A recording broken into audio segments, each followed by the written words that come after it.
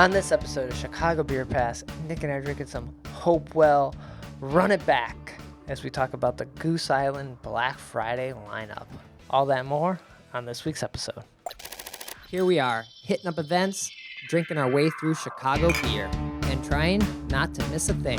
Yeah, because, got a cork popped out, boom, it flies like fucking 10 feet. We're like, yeah, let's do it. You know, all you have to do is add some fruit, stir it up, and ride that milkshake wave. Whenever I see him, I gotta take a photo with the most decorated brewer in Chicago, Jonathan Cutler. It'll be like the stuff you hear. You ever go to every time you go to Floyd's, all the music sounds like this. Raw, raw, raw. Sometimes you want a small beer, but really, you want a big beer.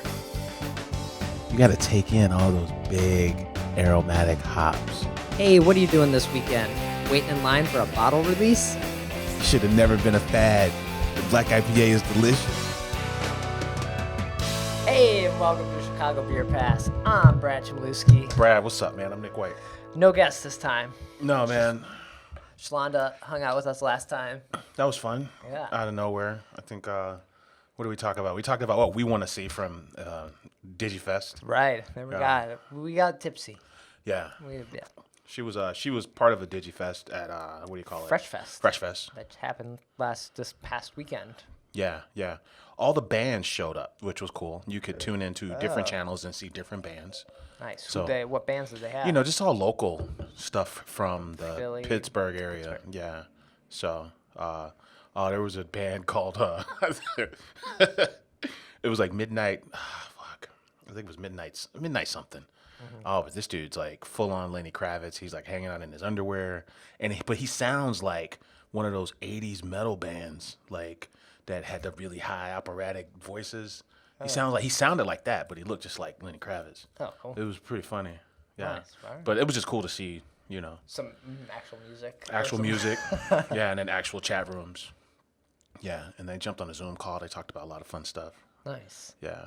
I'm still amazed at how it somehow has become. I'm just ignorant to Pittsburgh, like we were saying, that somehow Pittsburgh is like this mecca for like a national mecca for like the black beer scene. Yeah, It was kind of very surprising to me. I would not. If someone randomly asked me on the street, I would not think that. No, not at all. I don't know. So, that whole scene is interesting. So that was a fun time. Yeah, so that was a great episode. If you missed that, check that out. And then, it's the return of the Black IPA. Dude, Black IPA is delicious. So I'm excited. Run It Back from Hopewell. Yeah, this just came out this past week or so. They just announced it. It went in cans, and I was like, let's do it. If anyone's going to do it, it's got to be us. It would be us. Yeah. So this had to be, I don't know.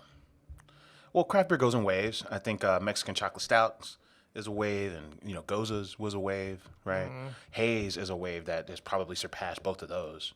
Yeah. But before those three things, I think the first wave was Black IPA, and then purists would come out and say, "There's no such thing as a Black IPA. Something can't be both black and pale. India Pale Ale is an IPA. How can it be both?" So then the Shoots said, "Well, it's a Cascadian Dark Ale." Yeah. Okay. That did not catch on. It did not. But really, they're just a hoppy dark ale. Right. Like that sometimes they can be a little more bitter, sometimes they can be a little more roasty and chocolatey, but really it's a IPA bitterness that's dark. Yeah, some of the better examples were probably Close Encounter from the Pipeworks Boys, and then dare I say Defender. It's a stout, but it's an American stout, so it's so hoppy. Now it's not necessarily like the citrusy hops. Okay. But it does have those brighter American hops in it. So, and the precursor to all this is probably I'm sure Three Floyds did a dark. right. I was gonna say Alpha Claus. Alpha Claus is yeah. probably the precursor to that whole scene. That was just a hoppy dark ale that no one even knew that this could be a new style. Yeah. But this one from Hopewell, it's pretty tasty. The last time I had a Black IPA probably was when we were shooting the Chicago Beer Pass intro, and I think Half Acre had one. Yeah, I think you're right. I don't remember the name of theirs. I don't remember what it was. But it started a conversation. It wasn't an evening Kolsch. Dude, me and Brad went to Lincoln, and they had something called an even Kolsch at 3.9%. And it made sense. You know, we've been drinking all day. Let's get that. Yeah. This thing isn't a Kolsch at all. It's like a 3.9% dark thing. Yeah, it was just like a baby stout. It felt like a dirty trick, man. I'm like, this is out of bounds. This is wrong. How you gonna call some... I forgot about the evening Kolsch. Yeah, but so Run It Back is a 7% with Pacific Northwest hops. It has orange, grapefruit, bitterness, cocoa. Yeah. When it's done right. Shout out to Jukebox Hero, Black IPA from Rev. Oh, yeah. That's when it's done right. You know, it gives you like those espresso with a twist of lemon, or like it says, you know, the orange covered in chocolate kind of vibes. This says 2011 is like the throwback to when that was. A 2011? Is that how long ago? Wow. I mean, yeah. 9 years? I guess so, right? Oh, and then the Goose one, where it was unbarrel aged Bourbon County Stout, but it was dry hopped. King Henry? No, not Demolition, but because Demolition was that ale. It was like a golden ale, but Night Stalker. Night Stalker. Oh yeah. Night Stalker was a hoppy dark ale. That's right. Yeah, Hoppy Dark. Yeah, that was a fun beer. I don't know if it was great. It was. That's true. There's times where you were like, "This is awesome," and then there are times like, "This is terrible." Like I don't know. It never. When they're done, some of them came off to be like someone accidentally dropped ash in your stout. Yeah. So why haven't we seen the Black Hazy IPA? Like, can it not be done? You're straddling the evening Kolsch fence. I guess, right? Yeah. I don't know. I would think if someone's gonna do it, it'd be like Forbidden Root. They'd put like, I don't know, chicory root to make it dark. Forbidden Root. I don't know, but I dig it. I really like Hopewell, and I love their like can design and the aesthetic and everything that they got going on. But yeah, if you go hazy and you just amp up the give it a fluffier mouthfeel, however you decide to do that, and then amp up the orange juice, lemon notes for whatever hops you use. And then can you use like a dark malt, or do you need something in there to make it dark? Like, well, there's definitely more than one way to do a hazy IPA. Right. Right. I think Floyd's and Forbidden Root got together, and theirs was totally different from like, you know, the way Burn City would do theirs. Okay. There's totally different ways to do it. Yeah. No.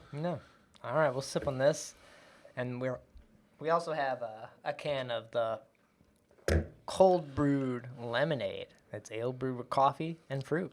And it makes no sense when you read it. Yeah, but it's 4.6%. That's, if it was summertime and we could go to the beach, we could go to the park, that's like a beer you want to just like hang out with and have. It's got coffee, it's got lemonade. It's like an alternative to the Arnold Palmer. It's interesting. I liked it more than I thought I would reading that description, because I don't put lemonade in my coffee. Yeah. So I'm like, what are we doing here? And I don't put lemonade in my beer usually. I guess a Radler kind of thing. But then you drink it and you're like, oh, well, this shit works though. Yeah. So, that's cool. I may have to just do I wonder if there is lemon coffee. I think I've had that before. It's pretty good. Yeah. Like a cold lemon coffee from, someone has cans of it, I forget, but you can buy them. Anyway. So, yeah, we'll keep sipping on these Hopewells. We got some koozies to go. So you went to, you took the Hipster Highway and you went to, I guess that's near Diversey and Milwaukee to Hopewell. And Hopewell is not really open because they don't have food. So they have a storefront kind of set up. Okay. All their merch, cans, I ordered online for pickup. It's not really ready. He just like goes to the cooler and gets it, which is fine. Like, it's nice and cold then, especially since we were going to record. And I got some koozies as well. So. Oh, right on. Yeah. Support them that way. Overly priced koozies, but that's fine. It's like $4 each. That's stiff. Yeah. I mean, but you know, it is a pandemic, so. Yeah, I was Yeah, like, you gotta oh, do what you I'll gotta get do. some merch. It'll look good in photos and whatnot. Yeah, for sure. It's all about that and whatnot. Speaking of Hopewell, they were in the news this week, man, for little buddy, Oh yeah, our guy, little buddy, he's in trouble. the cutest, The cutest little beer. the cutest little beer in all of the land, man. What's the news? What do we got? Man, they announced a recall of Lil Buddy. So they had some bad news. So apparently there were a few beers, Ride or Die, Going Places. I don't know that one. That's like there's pale ale. It's Okay. tasty, yeah. And Lil Buddy. So there are certain dates involved. But yeah, they're doing a recall due to a contaminant yeast that when stored at room temperature undergoes a secondary fermentation and it creates additional pressure, but more importantly alters the flavors intended for the beer. Okay. If it was also doing additional pressure, I bet cans may have been exploding on some people for them to notice this right away. Yeah, that sucks. That's it. But you know, hey, they got the they took They caught it. They took control of it. Yeah. You know, yeah, because that can be a very expensive product if it goes out and it changes and people complain. That affects their options. That affects you as an option when it's time to go get some more beer. Right, because if you got a beer, it sucks, and Yeah. it wasn't supposed to suck or it exploded, you may be done with that brand, which is, not good. So, yeah, glad they caught that and got the recall in pretty quickly. Little buddy, man. Hey, little buddy. You shouldn't be keeping those. They should just go right in the fridge one and be for gone me. within like a week. they're tiny beers. I'm surprised. You know, we're starting to see. We're seeing tea beers catch on now, right? But I'm surprised. Outside of Saint Laurent and Hopewell, you don't see the Little Buddy Cannon play a whole lot just yet.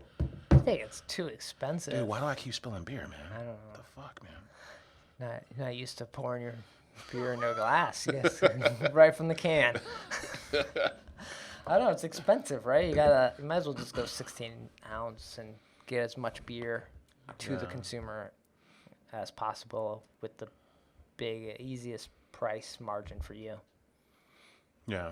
So good for them.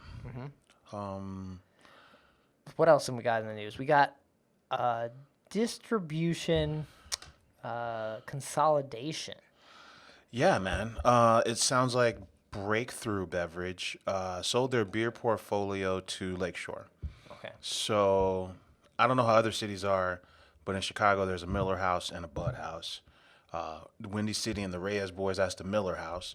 Windy City's probably got the best lineup in town, right? And then the AB House is Lakeshore. Okay. So that's home to Goose Island. yeah, Goose, and then I want to say like Brooklyn Brewery and the other brands escape me on Lakeshore for some reason. I'm not sure why. Oh, but like Sweetwater, I think, is on. Sweetwater, the crew in St. Louis that makes the killer Oktoberfest. Oh, Urban Chestnut. Urban Chestnuts on Lakeshore. Yeah. So it sounds like it's about 25 breweries, right? Now, Breakthrough was a collaboration between Wirtz, the crew that owns the Blackhawks, and some distro on the East Coast, like in New York or New Jersey. Okay. They joined forces and became Breakthrough Beverage a couple years ago. Okay. And I guess, but they also are heavy in the wine and spirits game. So like Kettle One comes through Breakthrough, right? So that was their focus, really, was wine and spirits. And a lot of the beer focus was outside of Chicago, right? Like. Yeah, I can remember they're the ones that brought Almanac from San Francisco. Okay. And that's Odell, Deschutes, Four Hands, right? But they were like Southern Illinois, just non-Chicago market, which, Lakeshore and they're just kind of running the Chicago market, and so you may get shafted if you're outside of Chicagoland area now. Yeah. There's two things about this, right? Like I remember when I rolled with the Bader Brow crew pretty tough, and they were signed to the Miller House, and they had problems with their beer, so they eventually ended up on Glenn's. But they said two things, like if the distributor sells, you got, back then it was 30 days, now it's 60 days. You got 60 days to find a new home, right? Okay. And then whoever takes over your rights, they work out some kind of financial arrangement with whoever you were with, right? But then also the reason they wanted to leave was because they were having issues. So like, say me and you were Beta Brow sales reps.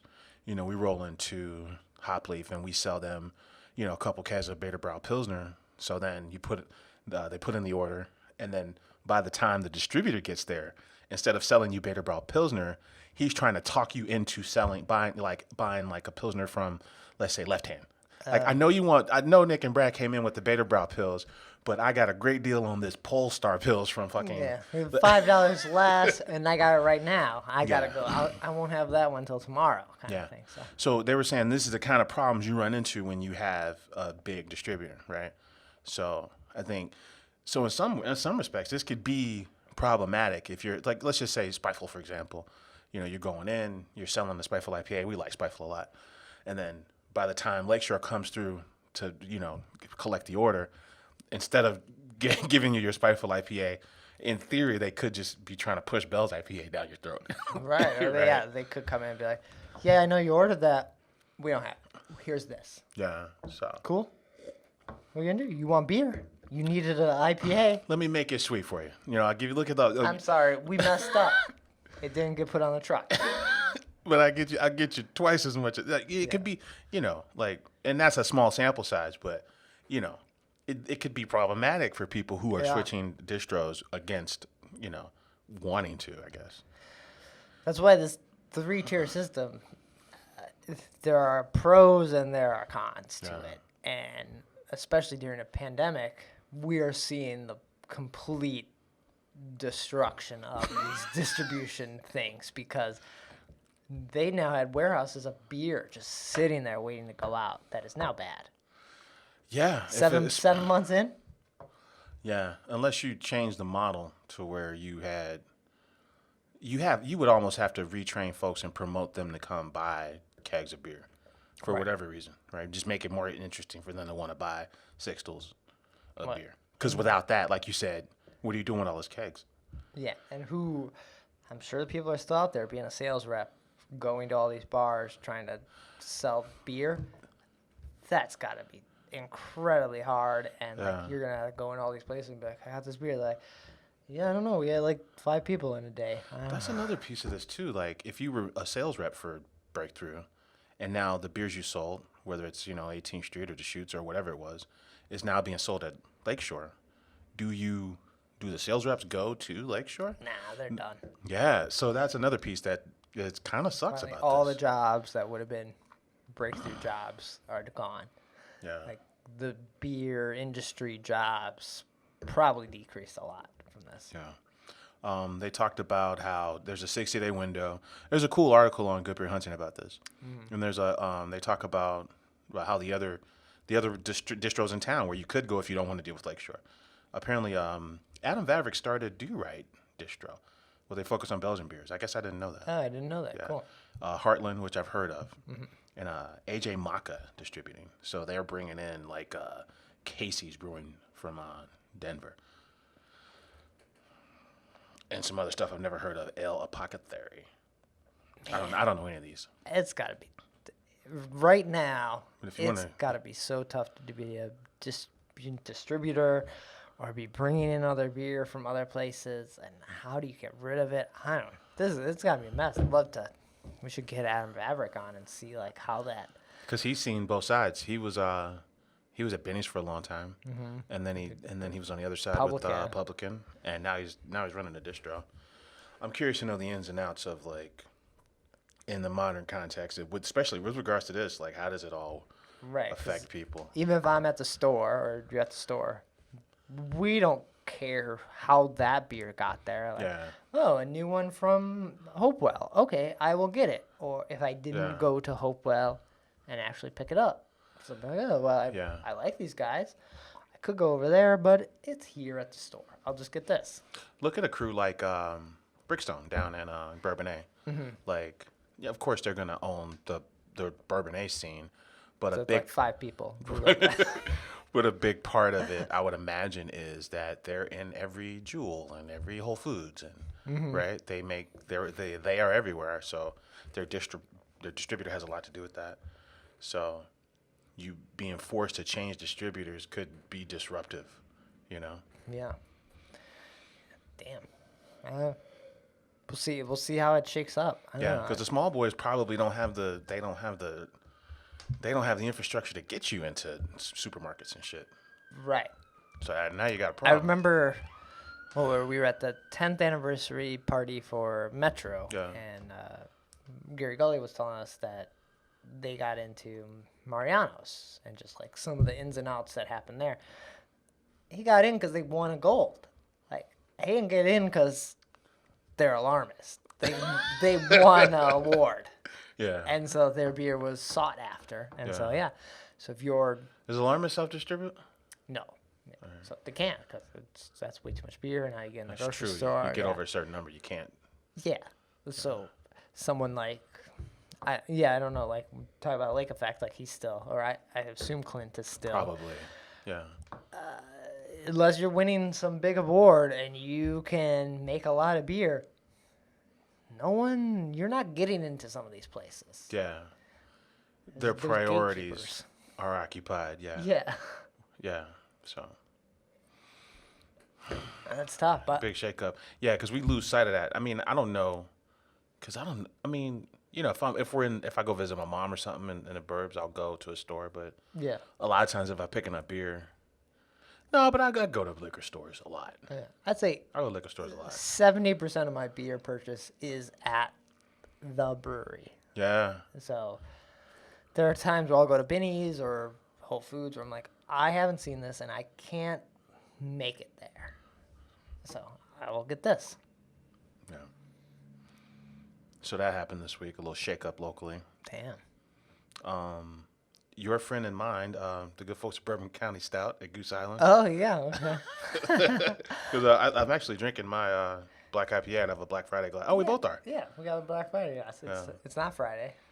We're recording normal Tuesday here. We've been recording on Friday, but, So we got dark beer in our Black Friday glasses, Yeah. but Black Friday is still happening Yeah. in some degree. And Goose Island announced their Bourbon County Stout lineup this year. This might actually be one of the better lineups in recent memory. I think the one that most folks are excited about, well, I won't say that, but there's like 7 or so, right?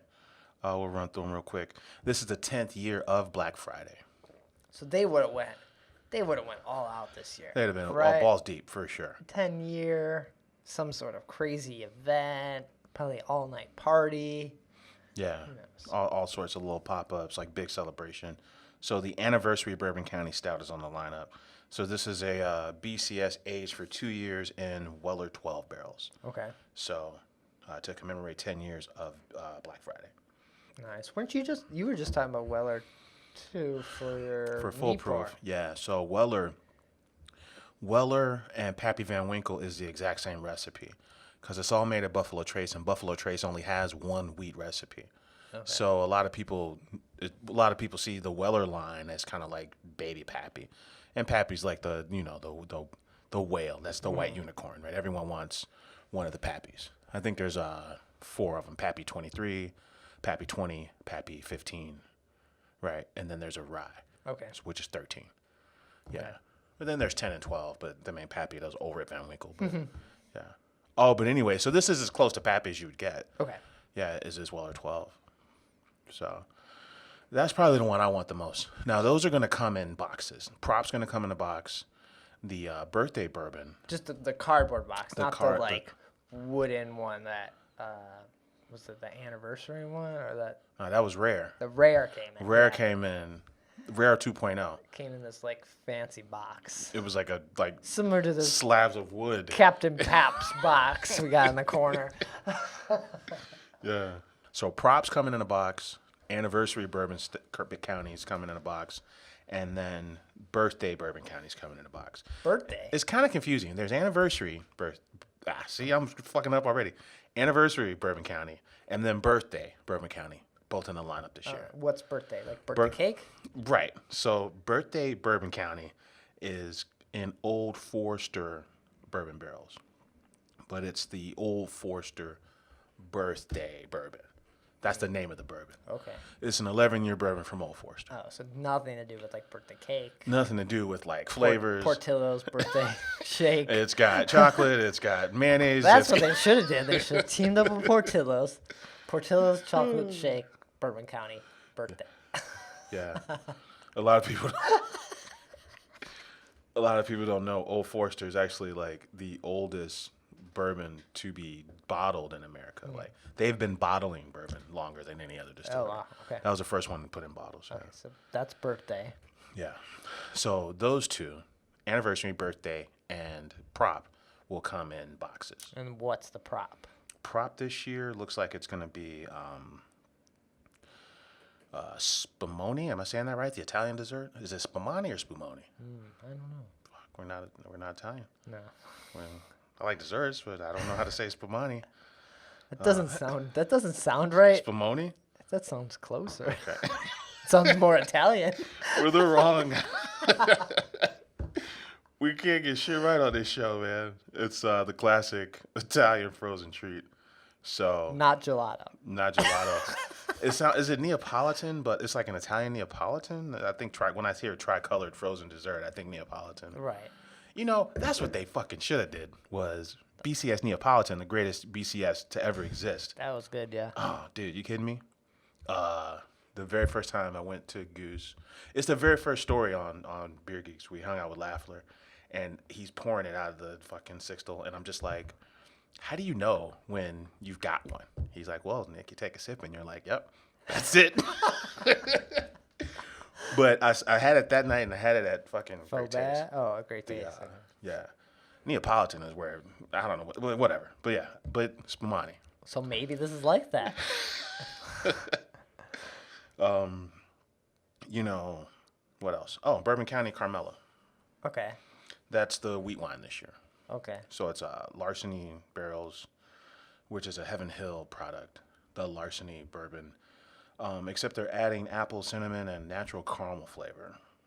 Okay. So like Halloween-y dessert kind of thing. Cool. Yeah. The coffee one this year. Bourbon County, man. No matter what we say about Goose, I think we all agree that Bourbon County generates an excitement still. It's really interesting. Like we talk about the Deepwood series a lot. Yeah. Because they come out all the time. They operate October through like what? Right. Like March. The Bourbon County ones are also unique. Like they're different. Yeah, they're different every year. There's a coffee one. We won't talk about that yet. We'll talk about Bourbon County Kentucky Fog. So this is the first ever tea variant. This one was the most interesting to me. Yeah, this is never heard of Kentucky Fog as a beverage, but it's black tea and Earl Grey tea, as well as honey, clover honey. Okay. I don't know. That one sounds fun. Yeah, that one just sounds fun. So I'm curious about that one. And then the OG. The OG is a blend of Heaven Hill barrels, Buffalo Trace barrels, and Wild Turkey barrels. Okay. And then there's one more, man. The coffee. Oh, yeah, the coffee one. What do we got? I'm sorry, man. Well, I'm sure Intelligentsia coffee. They're right next door. It's got to be Intelligentsia. If they didn't use that, that's a All right, so it's called a snub to them. It's like, yeah, we went with percolator coffee on the northwest side this year. In fact, we just bought percolators. So. Yeah. It's just called Bourbon County Special Number 4. It's an oatmeal style variant of Bourbon County. Wait, Bourbon County Special Number 4. That's the name of it. Lazy ass name ever. You know, the first thing I noticed about this was, so we're drinking, well, this isn't tea, but, you know, who is it? Half Acre. They came out with a tea-inspired version of one of their, it wasn't Benthic, it was the other one. Oh, Odin. Yeah. Odin. Orin. Odin. Odin is, that's like fucking Avengers. Yeah. So, you know, black tea in that, And then that was actually the sleeper of that was group. good, That yeah. was really good. There was a chai tea one. Yeah, too. it was chai tea. Yeah, and then so Goose comes out with a black tea and Earl Grey tea version of this. You know, the boys down in Tinley Park, the ones that do the Vlad series, Hailstorm, Yeah. they came out with a Spumani version of Vlad last year. Did we have that at the what's their? Oak Park? No, when we did the little beer tasting, and Josh Riley showed up to our Fresh Fest buddies. Where were we? Fuck. Who does Fresh Fest? Who did Fresh Fest? Yeah, the crew in Pittsburgh, right? No, not Fresh. Oh, sorry, Fresh. Oh, you're talking about the hop review. Hop review. The Yeah. hop review. What the fuck is wrong with us, man? I can't remember any names. Yeah, the hop review. So did we have that version of the Vlad? It might have been at Fresh Fest. Or they're Ultra Fresh. Ultra Fresh. It's very confusing. They're both summertime parties. But we were hanging out with, we were doing a tasting thing, and Josh Riley showed up with a bunch of Vlads. Okay. Did we have it then? Maybe. Because there was one that we were like, no. Yeah. There was one we were like, yeah, and one, no. So I think the point This I is was great, trying. great podcast. You're like, what? Yeah, no. Yeah, no. The point I was making was I feel like between those two, right, the T one and the Spumani one, like I think they're kind of inspired by what's going on around them more so than in years past. Oh, okay. Rather Right? than like pushing or doing something different, they're like, Yeah. they're kind of seeing what's happening and being I think so. Yeah. because Goose Island isn't. They don't often like jump on the trends. Like it took them a long time to come out with that hazy beer, the palate, the Oh, Palette? Not Palette. no, That's Foreign Exchange. You're talking about the one with it's like got The one cinnamon with toast Cinnamon crunch, Crunch, and yeah. it was for the Lurie cancer. yeah. It took them a long time to do a hazy beer. They didn't get on the Radler thing right away, but they did one, and it Yeah. didn't really work out. And so they try things, but they're not like, hey, this is a hit. Let's do that. Yeah, that's true. And and then the origin of these recipes is they open it up to the whole crew, right? Brewers, marketing, sale, everybody gets to. Make some sort of recipe. So they're doing trials all year. Yeah. And these are the winners of the trials. I would say Goose often makes what you would expect from like they are kind of a macro brewery, but like a big brewery, like just clean, fresh, crisp beer. Like that, it's almost like a no frills kind of thing. Like this is just gonna be good beer. Like that's whenever I have a Goose beer, I'm like, this is gonna be good. It's going to be technically sound. Yeah, and it's Yeah. gonna be beer. Like I don't know, like I tell you, when I have something from this brewery, I tell you something. it's gonna be beer. It's going to Look, we're drinking a cold brew lemonade. Yeah, to your point, right? Yeah. Like, Like I don't think Goose is gonna do a cold brew lemonade. They're gonna make a beer that might have lemonade in it, but it's Yeah, gonna always be they're gonna- beer is like the cornerstone. They're not. if they get into a flavor, they're going to tiptoe in it. yeah, they're not. like I'm not. Gonna make some weirdo shit that kind of blurs the line, I'm trying to, and you like- question whether or not it's beer. It's And gonna, I appreciate that from Goose, Yeah. and that's why they're still here and they're not going anywhere because Yeah. it's just like we need beer yeah, to exist. So that's a fact. I tell you, this collection of barrels is interesting. Usually, you only get one really fun barrel from the Goose Crew. A couple years ago, it was a Knob Creek 25th anniversary. I think last year it might have been like an Elijah Craig. I might have those reversed, but this year you got two barrels you'll never find. They're the whiskeys, Weller 12. You never find Weller 12. We lucked out because Delilah's happened to sell one Oh, you picked that. because of COVID. But then, the Delilah sign is missing. It's boarded up, which is cool. But yeah, the sign is missing. they're boarded up too. Yeah, the boarded up and there's no sign. That's not good. Man, The lights might be done. Huh? I went looking. And I'm like, I don't see anything about them like saying we're done.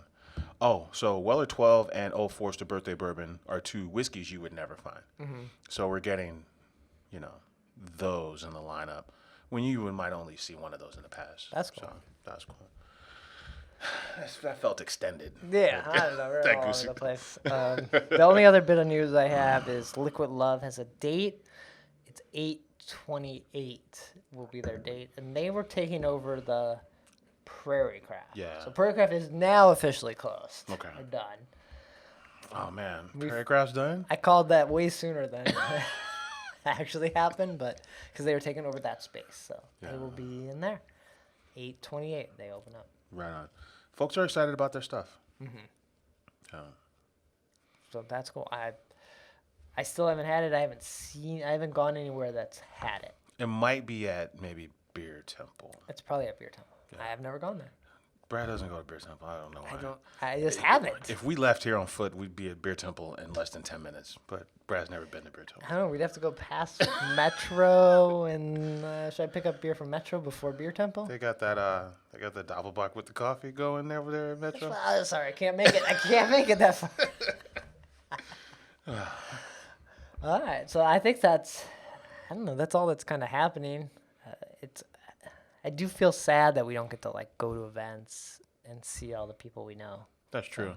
One more note about that call.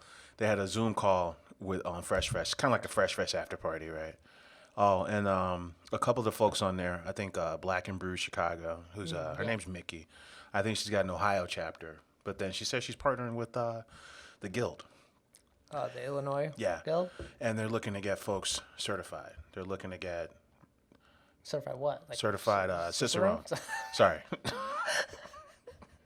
Sorry, they're looking to get folks certified Cicerones. Right? Cool. They're looking to have an outreach program where people who are interested in getting certified and interested in like creating like channels for them to have careers in beer. Especially non-white people. Right. So Yeah. Black and Brew is like a diversity group. Yeah. But then there was another lady, and she was associated with Pilot Brewing, and not Pilot Project in Logan Square, Pilot Brewing in Charlotte, North Carolina. Eugenia, she was the black beer chick on Twitter. Okay. So she's got these tie-dye shirts she sells, but she's a brewer at Pilot Project, or was, and I think she was saying they took a medal at cool. JPF. Oh, but anyway, she's looking to get 50 certified Cicerones as well. Oh, okay. So this is an initiative she started, but then brewers backed her up. So now it's beyond 50. So people looking to get a certified Cicerone, those folks are looking for people who want to be trained, and then they'll help with the financial piece. Cool. Because you That can do conversation was cool. you can do the first Cicerone thing online, like the server one, right? Yeah, I think Certified Beer Server is the first level. Right, and you can do that all online. Yeah.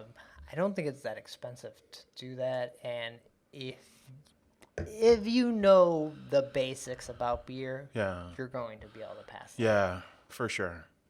I think the Certified Cicerone is probably more like a 200, maybe 300 level college course, probably. And I hear one of the bigger issues for people that like beer, know a lot about beer, it's the hooking up the keg, like the system stuff that you Yeah.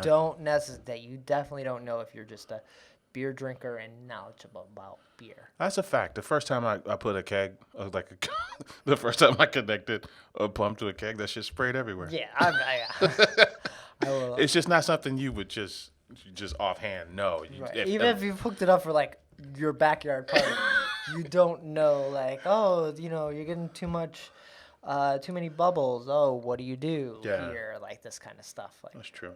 So, but I thought those two things were cool. That's The awesome, yeah. the training piece was cool, and then I just wanted to shout them out. right, and I'm sure Cicerone or they're doing stuff that you can do more online now. I know they were doing classes in person, so I bet they've figured out how to send samples or send questionnaires or whatever. So I'm sure they got Surratt on that. He's When been building the internet for years now. yeah, Before people knew how it worked.